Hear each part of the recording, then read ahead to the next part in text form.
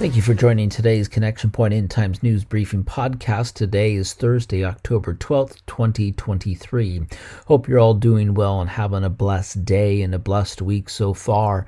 As we're listening to all the different reports and news from all over the world and what is happening and what's going on in Israel and the Middle East, I wanted to share with you a great message that was streamed at my home church, which is Refuge Calvary Chapel, Huntington Beach, with my pastor, Bill Welsh. And they were streaming a midweek service from Skip Heitzig from Calvary Chapel, Albuquerque, in which he gave an update about Israel and Gaza. I think Skip, no doubt, is one of the best Bible teachers in our time. I listen to and watch his services all the time. Not only is he great at teaching through the Word, but the way he communicates is also exceptional, and you'll find that to be true. I've also linked this message in the description part so you can go directly to his YouTube channel if you like, but I've attached that video here into our channel as well so you can see it directly.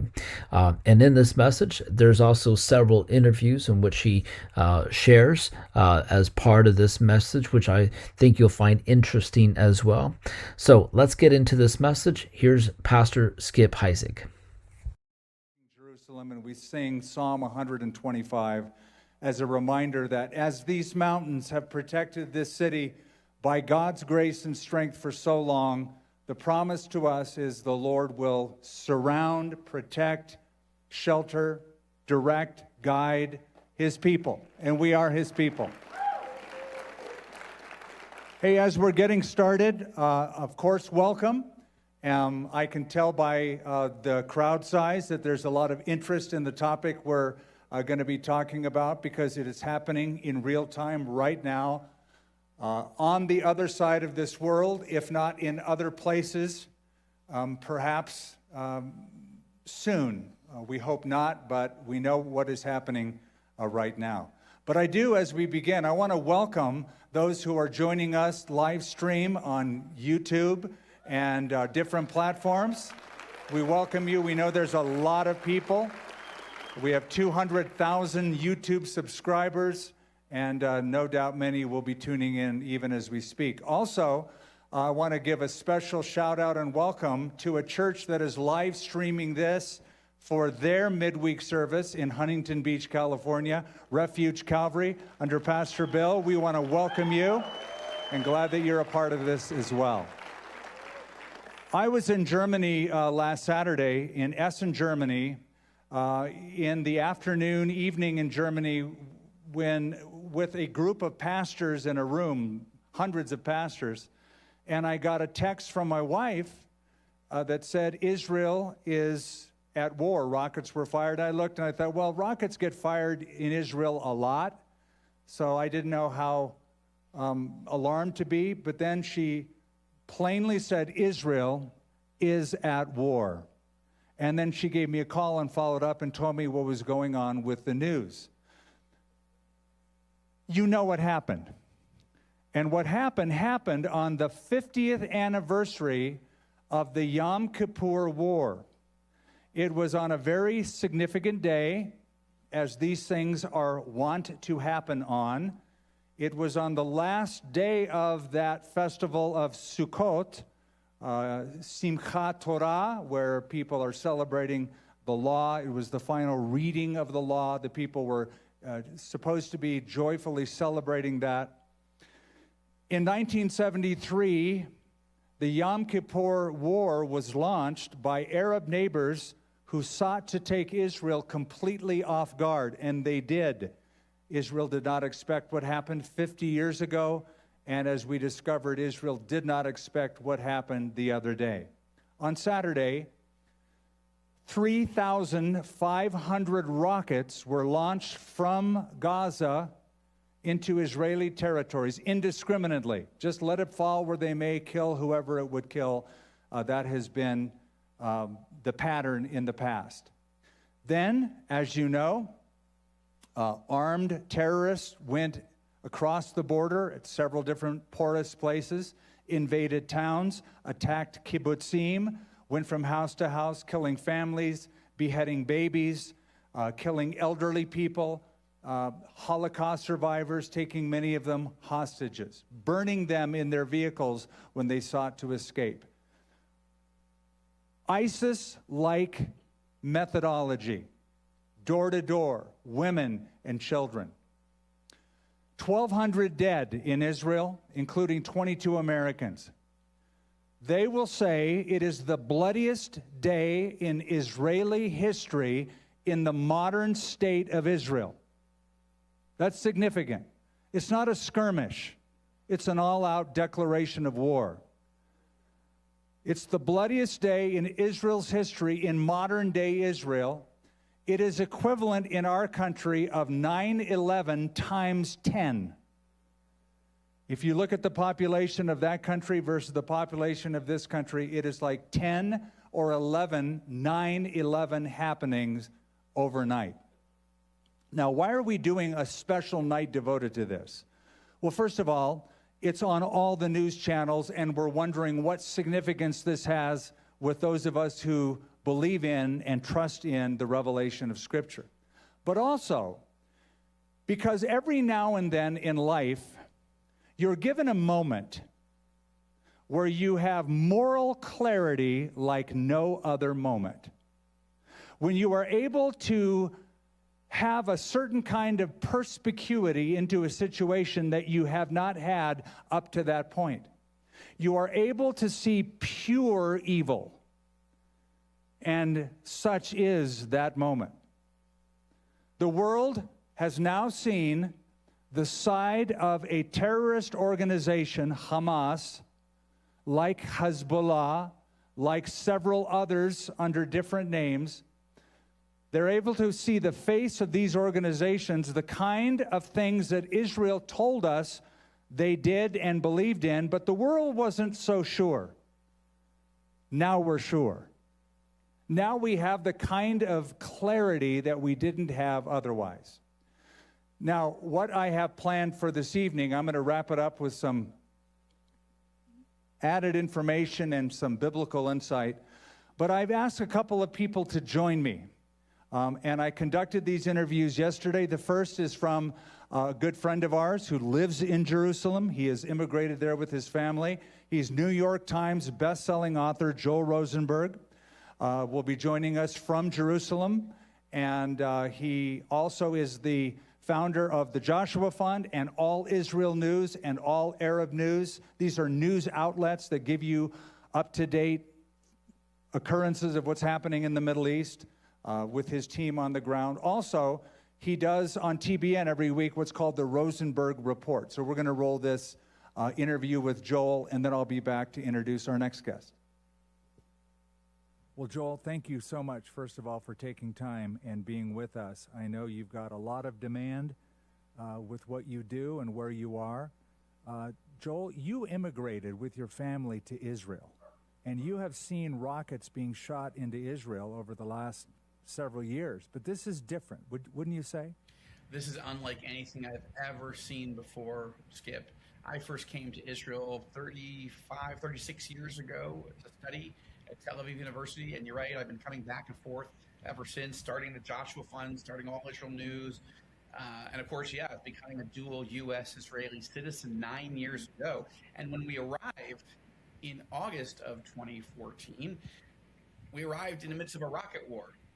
And about 4,000 rockets were fired in a month at Israel. And people thought we were crazy to come here, but God had called us. Almost as many rockets have been fired in the last 4 days as were fired in the entire month of August 2014. Okay, so that just gives you a sense of the scope. Look at that. This is Israel's Pearl Harbor. This is our 9/11. It's the worst set of civilian murders and casualties here in Israel in the entire history of the state of Israel in this short period of time. In fact, this is the biggest murder of Jews since the Holocaust. Okay, meaning in a 4-day period, we've never seen anything quite like this. Just one more point: 900 Israelis have been murdered so far, and now I'm talking about like Hamas. Look, most Americans don't know what Hamas is. They're a radical Islamist terrorist organization, but you have to think ISIS. Okay, Hamas doesn't mean anything to most Americans. ISIS does. And what has happened in the last 4 days here? Hamas has chopped off the heads of babies. Okay, they've shot children in front of their mothers. They've shot and murdered mothers in front of their children. They've burned houses with Jews trapped in them to kill them. And like, it's just off the charts, demonic, satanic, and it's got everyone just in shock, grieving, of course, angry.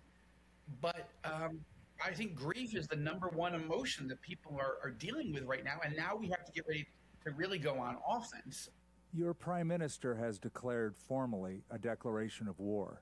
And so with that, what is the sense of the people there, the population in general? Are any of them optimistic about this? Of course, grieving, scared. Are they resolved going forward? Oh, absolutely resolved. There's no question. We're going to win this war, but it's going to be messy. We're probably going to have to invade Gaza. Remember, this is an important point, Skip, to just bring up right up front. Israel does not occupy the Gaza Strip, right? We're accused of it, but it's not true. In 2005, our prime minister at that time decided to pull all Israeli soldiers and all Israeli civilians out of the Gaza Strip and just give the Gaza Strip to the Palestinians as a gift. You can have it. We don't want it anymore. Okay? So there's no actual reason for a terrorist to come across the border and tell us, oh, we're here to, fight you because you're occupying our land. We're not. Here they are. They're contained. The Gaza area is contained. But they're getting some kind of replenishment of the weapons that they use from somewhere. Talk about that. What country's behind this? Well, the main funder and supplier of arms and strategy and direction is Iran, the terrorist regime in Iran. So that's a problem. One of the ways the Iranians get their supplies of weapons in is by disaggregating them and hiding them in shipments of humanitarian relief goods or whatever, or that they're dual use things. Like a lot of the missiles or rockets are actually built in metal shops in Gaza. Okay, but they're not that sophisticated, so you can just keep building thousands and thousands and thousands and thousands of them. Based on just scrap metal or metal that you're bringing in to reconstruct, damaged buildings and build new high rises. So a lot of international aid gets siphoned off by Hamas and used to build terror tunnels, weapons, and so forth. But yes, and then whole weapons are smuggled in sometimes. We thought we were doing a good job at sealing it off, but clearly Iran and Hamas has blindsided us by being far better prepared than Israeli intelligence realized. And that's a colossal failure, a staggering failure of Israeli intelligence. And there will be a political price to pay for those in power if they don't win this war so successfully that everybody focuses on, on the victory rather than this horrific early set of defeats. So I think the political future of Prime Minister Netanyahu was very much in doubt. He was unpopular before the war began, but his sort of saving grace was he was always considered Mr. Security. And now that has blown a hole in the side of his brand. He was the one who made peace with four Arab countries, right? The Abraham Accords. Netanyahu's the one that has kept us out of major wars in the region and protected us. And he has done a good job, but something went wrong. Okay, now Hamas doesn't do anything on its own. It's all the direction comes from Iran. Okay, so why does Iran want to pick a fight with us now? Because they want to blow up the peace process. They are terrified. The Iranian regime is terrified of the idea of an Israeli-Saudi peace treaty, because that would essentially be the end of the Arab-Israeli conflict as we've known it, right? And so what has been the Iranian strategy here? The Iranian leadership strategy is tell Hamas to go into Israel in this massive attack, then lure Israel into a ground war inside Gaza, which is going to be incredibly messy. It's urban warfare, street to street, house to house, apartment to apartment, booby trap, landmines. There are going to be high Israeli casualties, and there's going to be high Palestinian casualties. And what does Iran want at the leadership level? What does the supreme leader of Iran want? Yes, of course he wants dead Jews, but what he really wants is dead Palestinians. Now you say, well, why would the supreme leader of Iran want dead Palestinians? Because he wants television images of collateral damage of women or children and young men who are killed by Israel as Israel tries to hit Hamas terrorists who are hiding behind the human shields of the 2 million Palestinian civilians and behind our Israeli hostages that they have, right? So that's this cowardly, demonic way. So if we try to go get them, no matter how hard we try, and we will try very, very hard not to kill civilians, but it will happen. And when it happens, this will make the supreme leader of Iran very, very happy, because CNN, MSNBC, all the networks, New York Times, BBC, Al Jazeera, everybody else will start to make us as Israelis look like monsters, that we're not defending ourselves from monsters, but now we are the monsters. And that the Iranian leadership hopes will cause the Arab Muslim world to back away from Israel rather than gravitate towards us. And that, obviously, ultimately, Iran wants us to be annihilated. It's the Iranian leaders that are on the record that keep saying we want to wipe Israel off the map. So, of course, they want to kill us all. But to get there, they need to isolate us. And what they're terrified of is, rather than the whole Muslim world being against us right now, more and more of the Muslim world is for Israel. And that's what they're trying to blow up right now. Joel, it's been said that Israel will use bombs to protect its people, where Hamas will use people to protect its bombs. Their strategy is different. So now that an incursion has happened into Gaza, there's rubble from the bombings, and there's going to be, it seems like, from what you just said, a house-to-house, door-to-door. Is the thought that it's just going to be a slight incursion, or is it going to be a total takeover of Gaza? There hasn't been an Israeli ground operation inside Gaza, I don't think, since 2014. I think it was called Operation Protective Edge. And then Israel just decided, you know what? It's not worth it. It's not worth any of our soldiers getting killed. Why don't we just keep building out the Iron Dome system? Because at that point, it was, quote, just rockets coming at us. And if we can shoot 95% of them down, then that keeps us from having to go invade Gaza. But this has changed the calculus.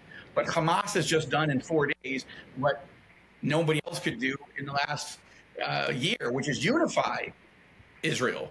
Israel's 100% unified. And in fact, Netanyahu last night on television called for the leaders of the opposition parties to join him in an emergency unity government.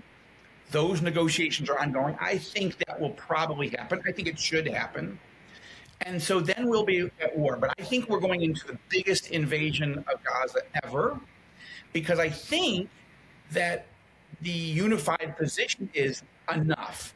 We can never let this happen again. And the only way is to go into Gaza so hard and so deep as to completely eradicate Hamas forever. That will be hard. That will be bloody.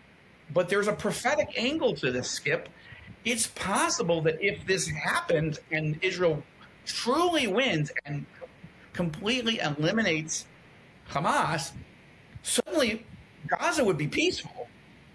And this would add to the sense of Israel's becoming more and more peaceful with more and more of its neighbors. I mean, I hate to say it that way, but it's possible that this could be setting up a moment where the Palestinians would realize they're defeated.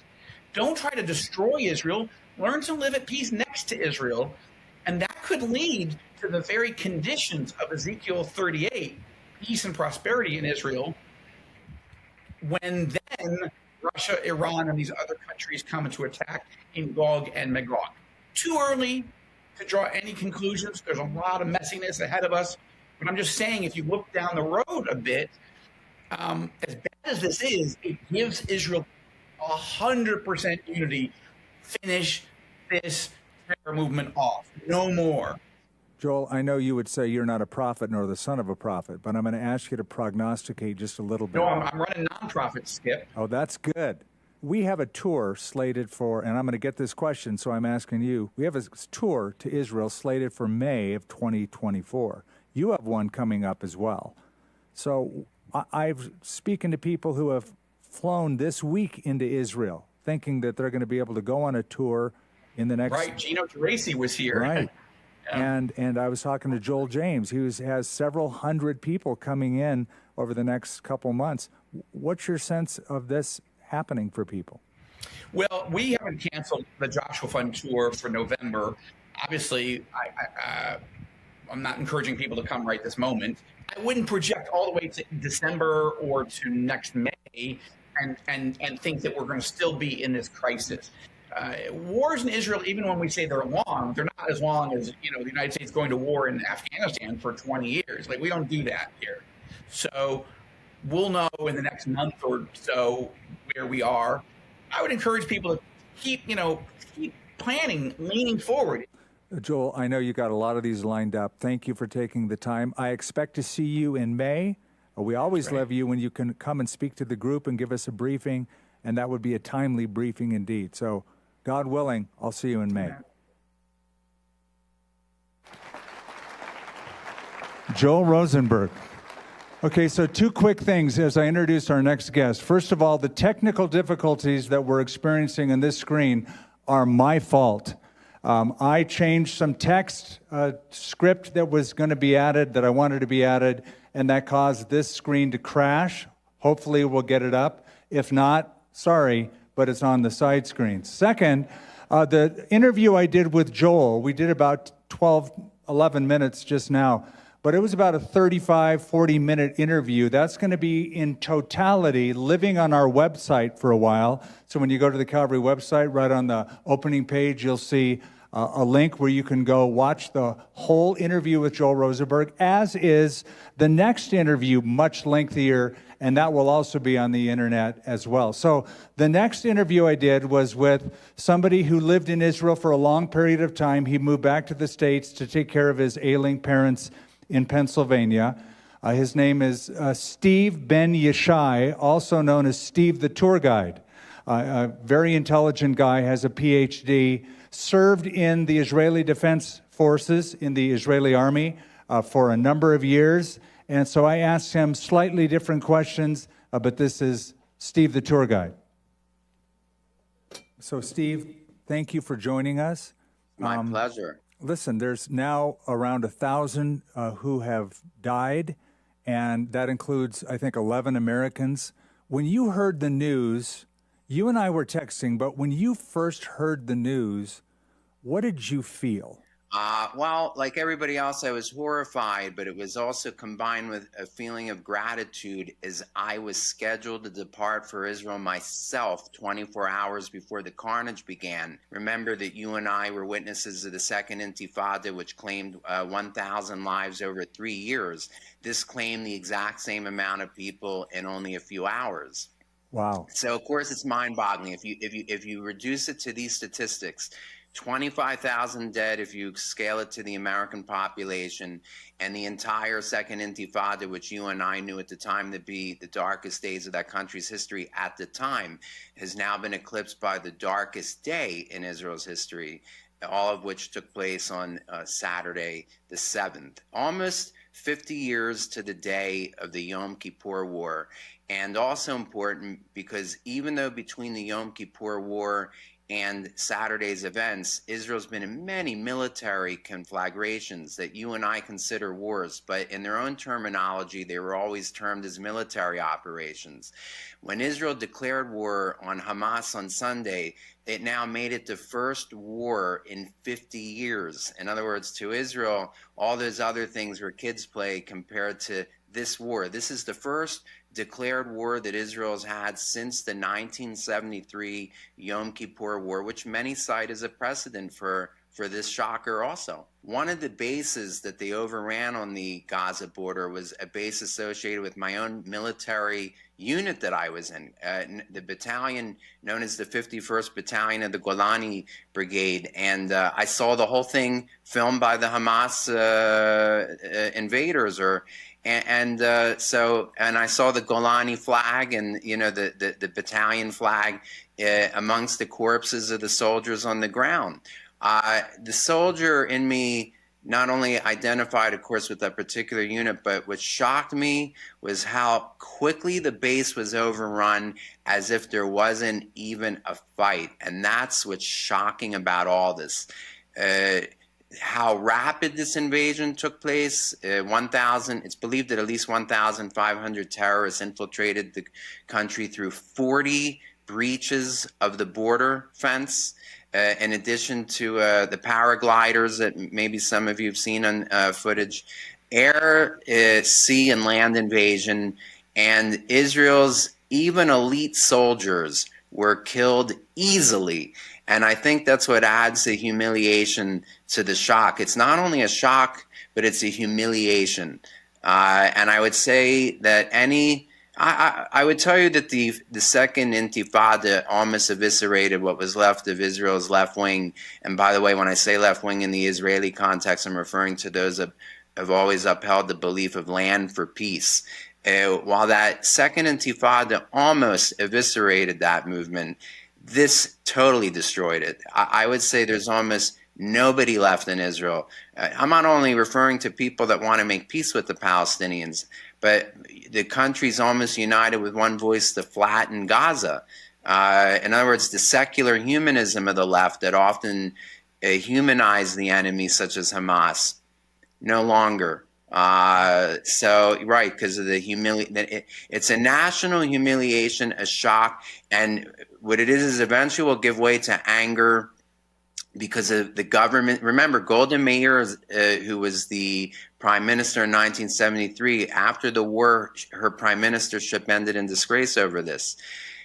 There's no way the current prime minister, Netanyahu, survives this politically. Saturday, October 7th, was the darkest day in Israel's national history. That's not going by my words, but by nearly every single person who comments on it on their media in Hebrew. It's become the consensus. It was the darkest day, the day of infamy. Wow. So, Steve, tell us a little bit about Hamas, this group known as Hamas. We know the name. Most Americans have heard it. I don't think they understand what it is in particular because there are so many groups in the Middle East that are poised against Israel. Tell us about Hamas. So the name Hamas is an acronym in Arabic for the Islamic Resistance Movement. And according to their charter, they stand for three things I can just think of off the top of my head. Jihad against the Jews in particular, jihad against the world in general, in other words, all infidels.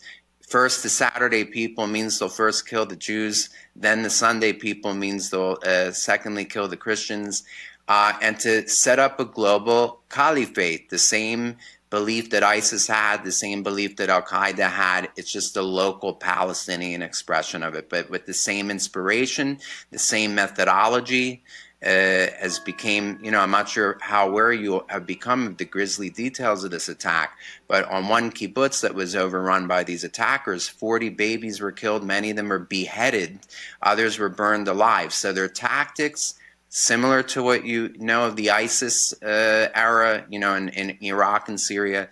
And it's a jihadist organization associated with the global jihad, but it's the local Palestinian expression of that global jihad. So, Stephen, look, these are obvious atrocities. There's no question. You see these images and videos coming in, and yet, if you listen to some of the other side, there's a narrative claiming it's Israel's fault.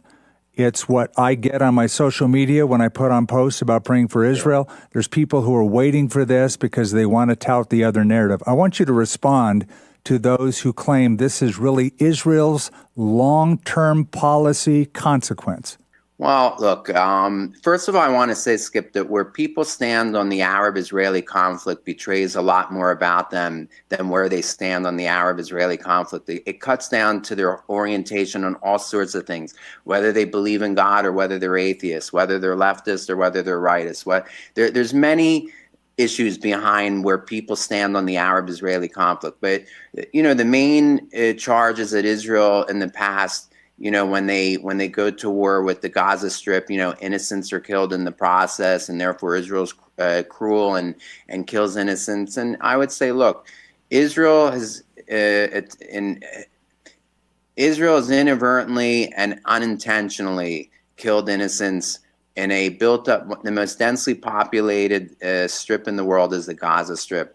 The Hamas leadership hides behind its civilian population as a great example that really meets the gold standard of it. Back in 2014, during Operation Cast Lead, the whole Hamas leadership made its headquarters under the main hospital of Gaza City, which presented Israel with the choice, and they were two awful choices. Either preserve the lives of Hamas's leadership to fight that war and fight another day in the future, which is an awful choice. We are living with the consequences of that right now, versus dropping a bomb on that hospital and killing all the people in it and being accused of a war crime. What did they decide to do?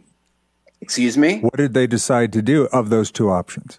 Well, there's two choices. They let the Hamas leadership to fight another day, and that same leadership just committed the worst atrocity in Israel's history.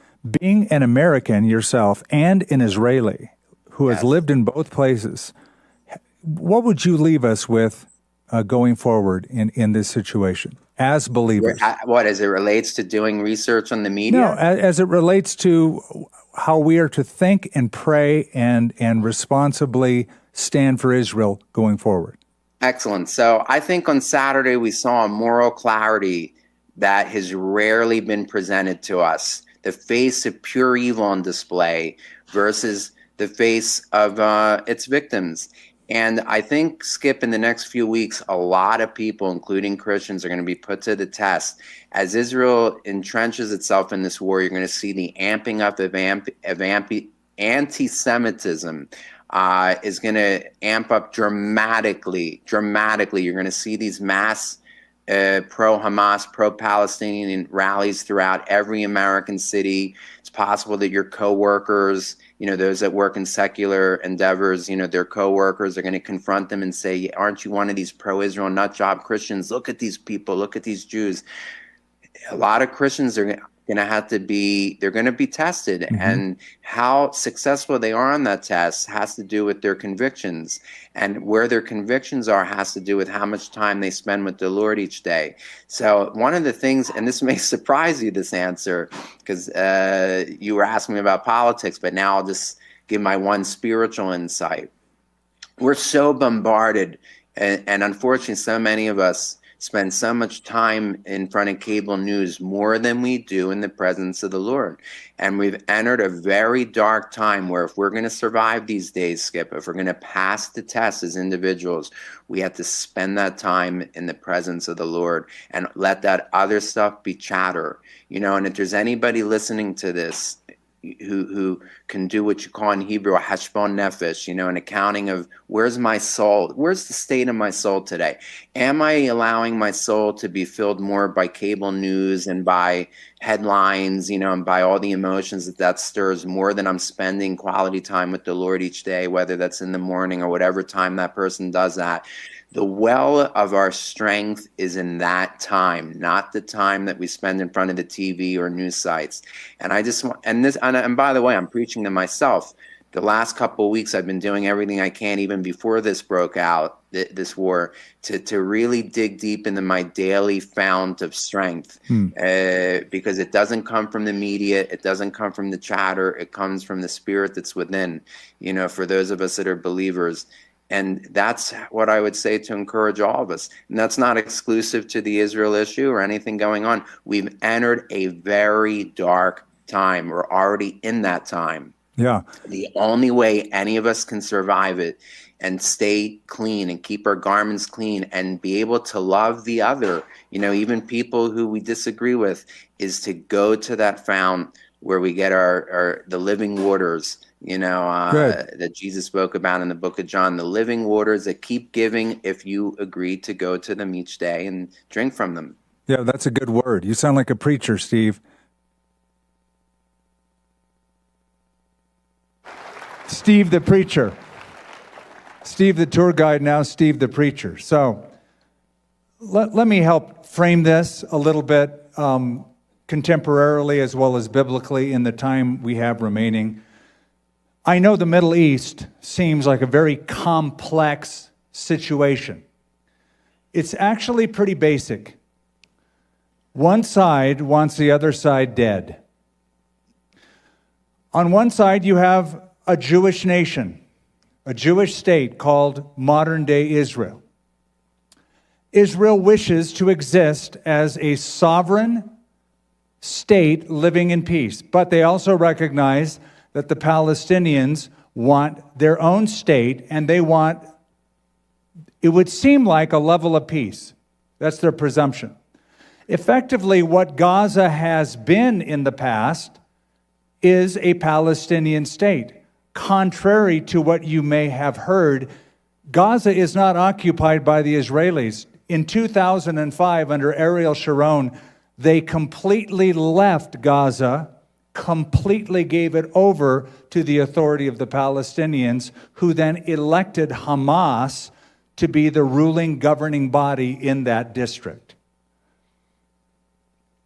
Most Palestinians and other Arab nations, not all, but many of them, deny the right of Israel to exist. They don't believe Israel is legitimate. They don't think it has a right to even exist in that part of the world, and that has been true since all the way back to 1948. In 1948, of course, you know, the United Nations declared Israel is a sovereign nation. They sought to partition the land into a Jewish state and into an Arab state. The Jews accepted the partition of the United Nations. No Arab nation did accept it. In fact, not only did they not accept the partition, but on the day after Israel became a nation, that was May 14th, 1948. On May 15th, virtually every Arab neighbor attacked Israel to destroy it. Israel had been a nation one day. They didn't have an organized army. But you had all of the surrounding nations laying siege to destroy Israel. Miraculously, Israel survived that incursion. That happened again in 1967 when Egypt's president, Nasser, in his own words, allowed his army to attack Israel, in his words, to destroy Israel. On that day, Egypt attacked, Syria attacked, Lebanon attacked, Iraq attacked, and the Jordanians, the Transjordanians, also attacked. Israel survived that 1967 incursion. Shortly after that, just a couple of months, was the first time since that war that there was an Arab summit in Sudan, in Khartoum, where the Arab states who were represented at that meeting gave the famous 3 no's going forward. There will be no recognition, there will be no peace, there will be no negotiations. Let me explain that. There will be no recognition. We will never recognize the right of Israel to exist as a sovereign nation. That's number 1, no. 2, no peace. We'll never form a peace agreement or treaty with Israel, secular Israel as a nation. And finally, no negotiation. So no recognition, no peace, no negotiations. So what does that mean? It means no peace treaty can be signed, no agreement can be made. They will never recognize Israel. I want you to get this. There's a charter, for those who care to read it, called the Hamas Charter. And the charter calls for the destruction of the nation of Israel. In Article 13 of the Hamas Charter, it says, and I'll put this up, there is no solution for the Palestinian question except through jihad. Initiatives, proposals, and international conferences are all a waste of time and vain endeavors. End quote. You see what they're saying. Don't bother coming to us to sign an agreement. We'll never agree to anything. We want Israel completely annihilated. In fact, just the other day, this resurfaced. This is from Mahmoud al-Zahar, who is a commander for Hamas. He warned, and we should take this warning to heart, that Israel is only the first target. He said, and I quote, "The entire planet will be under our law." That's their goal. There will be no more Jews or Christian traitors. The entire 510 million square kilometers of planet Earth will come under a system where there is no injustice, no oppression, no Zionism, and no treacherous Christianity. This is what they believe. The unofficial motto of Hamas, the terrorist organization, is this: we love death as much as the Jews love life. How do you negotiate with that? We love death as much as the Jews love life. So this is why the Palestinians historically have never really settled on any peace agreement. They've never come to a settlement. Though there was an agreement under Bill Clinton, there was a few different agreements historically, the Oslo Accords. It didn't last very long because of this ideology. Instead, Palestinians, Arab nations, especially Iran, who funds some of these terror groups, how did they respond? By sending wave after wave of suicide bombers into the nation. It got so bad that Israel built a security wall for its own protection, which cut out about 90% of that terrorism. And of course, they were chastised. Israel was chastised for defending itself. They also responded by writing curriculum for elementary school students. In the curriculum, it's degrading of the Jewish people. In the curriculum, they're training a whole next generation of terrorists. In elementary schools, they will show children how to behead teddy bears to get them prepped for what we have seen going on this week. This week, Gaza attacked Israel with thousands of rockets. You know how many rockets have been fired indiscriminately, just fired over the border from Gaza into Israel since 2001? That's when they started. Over 20,000 rockets have been fired from Gaza into Israel. Then in 2021, they come up with this brilliant little device called an incendiary balloon. They took balloons and filled them with ignition fuel, tied them to a kite, and flew them over into Israel, hoping that it will light the farms on fire, the forests on fire, some of the cities on fire. Then, as you have seen, paragliders with machine guns coming from Gaza into Israel. Then drones with bombs on them being unleashed. And so now, Israel finally said enough, and they formed this formal declaration of war. That's according to their constitution, Article 40A. They invoked that, and there is now this next level declaration of war. This is not what Israel wanted. They did not begin the attack. They gave Gaza completely to the Palestinians. Ariel Sharon brought any Israeli settlements back, giving it to them since 2005.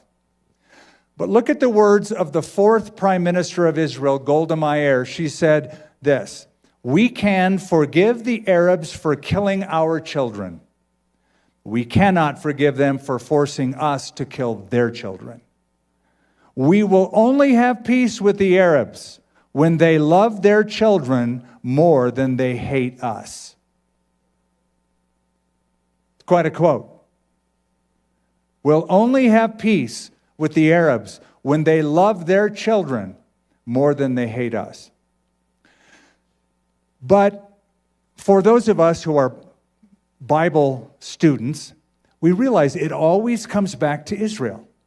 It always comes back to Jerusalem, right? And we have noted that. We have just concluded a series on The End is Near, where we talked about some of these things. Here you have this nation that is smaller than the Central American country of El Salvador. You have a country that is roughly the size of the state of New Jersey. And yet it all comes back to Jerusalem, all comes back to Israel. So many of the headlines, it cycles through. In Zechariah chapter 12, the prophet said, "It shall happen in that day that I will make Jerusalem a very heavy stone for all peoples, and all who would heave it away will surely be cut in pieces. Though all the nations of the earth are gathered against it." So the Bible predicts, as it has been in the past, the Bible predicts so in the future, that the focal point of history will center on the Jewish people, the state of Israel, the city of Jerusalem. We discovered in our series on the end times that God's prophetic timetable, God tells time by the Jewish people. 70 weeks are determined for your holy city and for your people, the prophet Daniel declared. Now, something we touched on in that series, I want to sort of bring it back to because Joel alluded to it. Steve did not, but Joel did.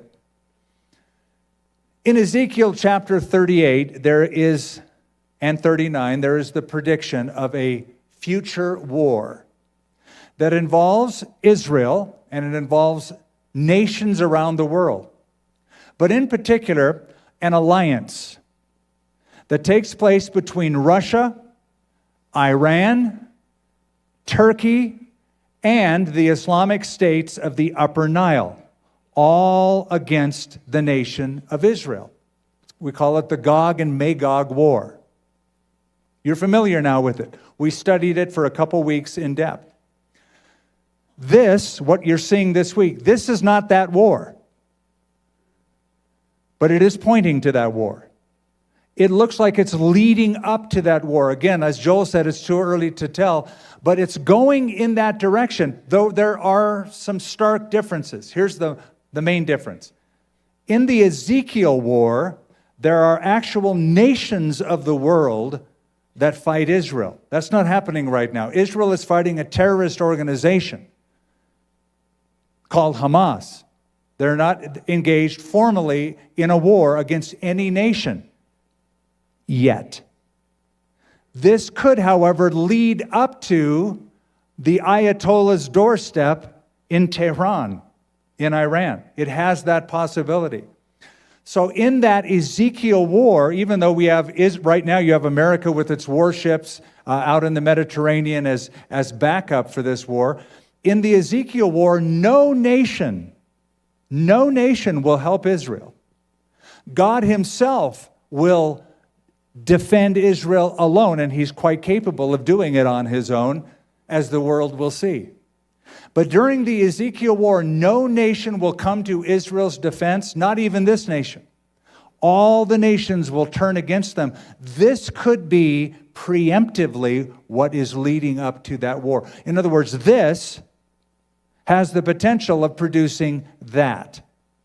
Here's what you should know. Some of you already do by just the interviews and following the news. Hamas is funded by Iran, directed by Iran. In Tehran, among the Ayatollahs and the upper echelon, Israel is called the little Satan. America is called the great Satan. I've always been mystified by this, but the last couple days has me scratching my head even more. A former president, President Obama, gave $1.2 billion in cash and flew it to Iran. And he promised them $100 billion. The next president, President Trump, canceled the deal. But then this current president reinstated the deal and promised $6 billion. Listen, to the world's largest sponsor of terrorism ever. Iran is the world's largest state sponsor of terrorism on the globe. Why would anybody give money to that? You could say it's for humanitarian purposes. They actually have lots of money in their reserves. But something else you need to know. Though Hamas is armed and funded by Iran, do you know that Hamas terrorists were trained by the Russians? Now, think back to Ezekiel 38. You have this strange alliance that has never happened before. Never happened historically. The prophet predicted it. Never in history can we find it until now. Hamas is funded by Iran, but the terrorists were trained by a Russian group called the Wagner Group. You may have heard about them in the news recently. They came in after an incursion in Africa. They came to Gaza to train them militarily. And just yesterday, Russia said, if the United States supports Israel in this war, then Russia will support the Palestinians in this war. And just today, the president of Turkey, President Erdogan, rebuked Israel, saying that Israel is ruthlessly targeting Palestinians and violating human rights. So I wanted just to show you some of the back thinking and talking going on in this war right now. We have this alliance, and we already know that there has been a deal. I told you about this in our series on the end times. There has been a deal between Turkey and Russia for an anti-ballistic missile system. That's in place. Now again, when Ezekiel wrote about these nations, that had never happened. That alliance never happened. You are seeing it beginning to form now. So, a lot more could be said. I don't want to say more. I want to pray more, and we'll do that in a minute. So let me leave you with some things to do. What do we do now? Here we are. We're Bible-believing Christians. Some of us are looking for a tour to Israel in May, and as far as things are going right now, I plan on still going. Lord willing, of course, things could change, but I'm still planning to go. But what do we do until then? What should we do now with all this going on? Number one, stay prayerful. Right? That's a given, right? You'd expect to hear that. Stay prayerful. Do you know, we are told, we are commanded by Psalm 122, pray for the peace of Jerusalem. May they prosper who love thee. So we should be praying for stability in the Middle East, the peace of Jerusalem in particular. So stay prayerful. Number two, stay aware. Stay aware. Our security team here at the church has the motto, head on a swivel. You know, you're always kind of looking around. You want to live in the yellow. You want to just be aware that not everybody in the world is good, and bad things can happen, even to good people. So be aware. Stay aware. We're living in difficult days, and what is troublesome is not only do we have instability in the Middle East, but we have an unsecured southern border in this country right now. We have tens of thousands of military-age males from Middle Eastern countries included in the incursion at the southern border. We don't know who they are. Many of them, 150 of them, have been on the FBI's terrorist watch list that have come across the border.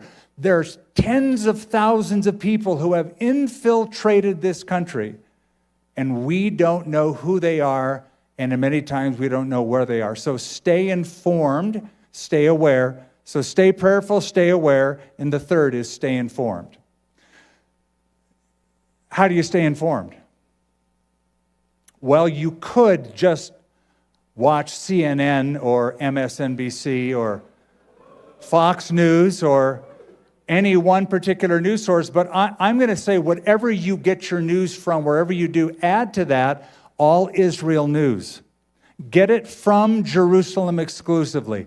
AllIsrael.com will take you to All Israel News. They'll give you a daily feed of what's going on there. You can click on links to get more information. They will give you the sourcing of that information so you can go as deep as you want. That's AllIsrael.com. Also, Joel is featured every week on TBM on the Rosenberg Report, and that is rosenbergreport.tv. I would recommend that to you if you want the TV version of the news, rosenbergreport.tv. And above all, when I say be informed, read your Bible regularly. Get to know what God says about these issues, about the last days, about the strength that you can live your life with every day in the midst of these last days. So stay prayerful, stay aware, stay informed, stay strong. Stay strong. Steve said you're going to be tested in the days ahead. Hamas, Iran want images of Israel inflicting damage so they can show the world that, and so that they'll win the media war. That's what they want to win. They want to win the hearts and minds of people around the world. And number 5, stay encouraged. In Psalm 121, verse 4, listen to this promise. He who keeps Israel neither will slumber nor sleep. He, God, who keeps Israel, and he has done it time and time again, neither slumbers nor sleeps. You know, if you study Jewish history, if you study Israeli history, and you still don't believe in miracles, you're not a realist.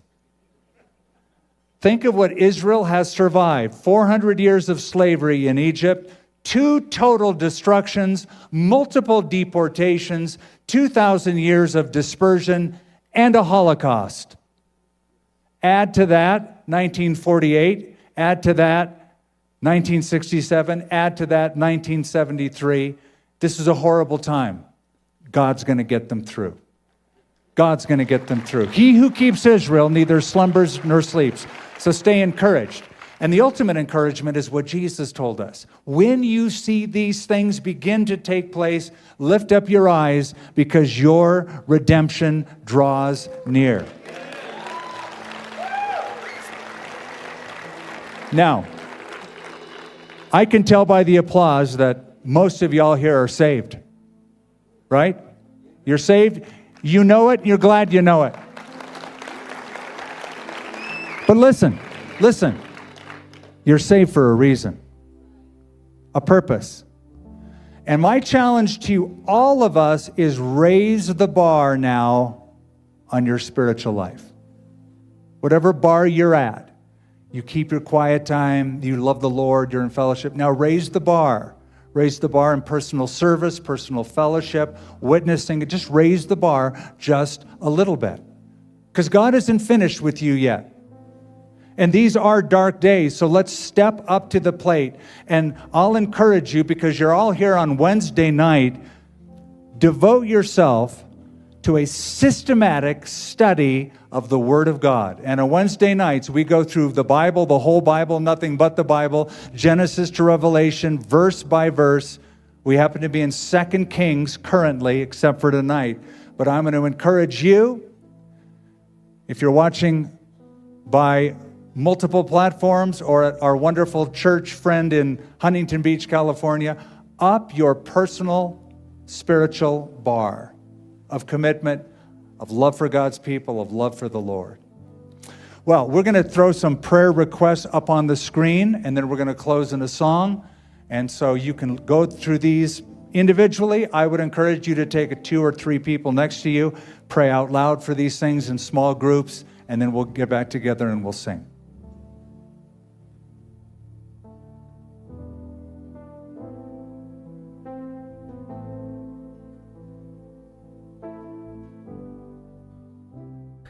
I hope you enjoyed watching and listening to this message. Keep praying for those points that was mentioned in that last slide, and may you keep your eyes on the Lord, stay in His Word, and that's it for today's update. Until next time, God bless.